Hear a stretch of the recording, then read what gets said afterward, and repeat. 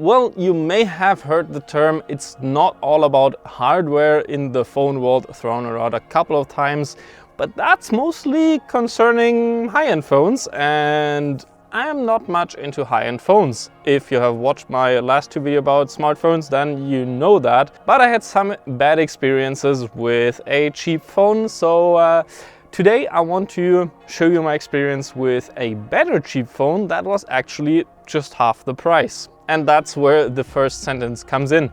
While many people are talking about high-end phones and software and clean OSs and stuff and how it affects the usability and whatever, I am here to say, well, that doesn't really matter much on a high-end phone, does it? Which has high-end specs and high-end CPUs and has the processing power to manage background tasks as well as handle other tasks at the same time. If you have watched my video about the Xiaomi phone I had for about a year, that cost me like 150 euros, and yeah, you've seen that I have had a lot of problems with this phone. Since then, or rather like 3 to 4 weeks ago, I have bought another phone because that Xiaomi broke on me, not because it was like the software crashed or whatever. No, it's because the screen actually broke. So I got a phone to replace it. Well, you might say, now that you had some bad experiences with that cheap of a phone, you learned your lesson and bought a better one? Well, actually no, and I actually bought this one, which is an even cheaper phone. It's the Motorola Moto E13 in the 8GB variant, which I would highly recommend, as the 2GB variant is just, no, not really recommendable. So why is it running better then? Well, it's actually probably because of the software. The Xiaomi phone I had a lot of bloatware, a lot of Xiaomi their own apps on it, which kind of annoyed me too, because sometimes they would be used as a preferable program to open stuff, for example in the browser.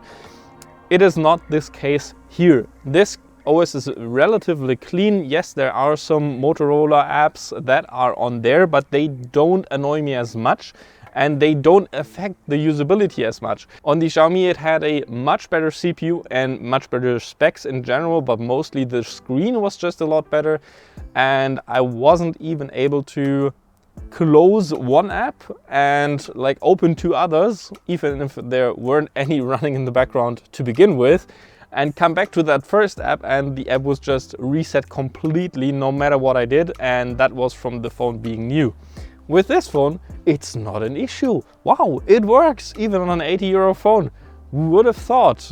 And that is because the software just works. It is not eating up as much power in the background. It is not slowing down the phone as much. I had huge issues with the other one, just having massive lag.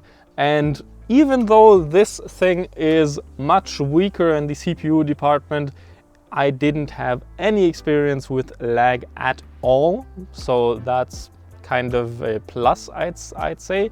The only thing I have had is where some app wasn't responding anymore for some reason, though this wasn't probably because of lag, but because of the app just bugging out for some reason. So I wouldn't deduct any points for this. Obviously, the screen is not as bright and doesn't have as high of a resolution. It's just an HD screen, and obviously, yes, the other hardware is not as good. So for gaming tasks, you may not be the happiest guy out there gaming on this phone, but that's not the point. While I am using this phone relatively heavily or so, mainly social media and stuff, and it has not given me any issues at all. So I just wanted to give you a kind of an info on why software on cheap phones is also a very important thing to look at, and why maybe you should stay away from the really Chinese brands like Xiaomi, Realme maybe, and some others that kind of put some stuff on their phones that isn't necessary and just to slow their phones down. That was my same experience in the past with cheaper phones, not as cheap as this, because I had a lot of phones from the Moto G series and they were very good, and this is why I bought this, because I had some good experiences in the past. Yeah, that's my lesson to be learned, to not buy cheap Chinese phones or rather from Chinese brands. I guess Motorola is also kind of made in China, but hey, same, but different, you know? Anyway, that's it from me. I wish you a nice day and goodbye.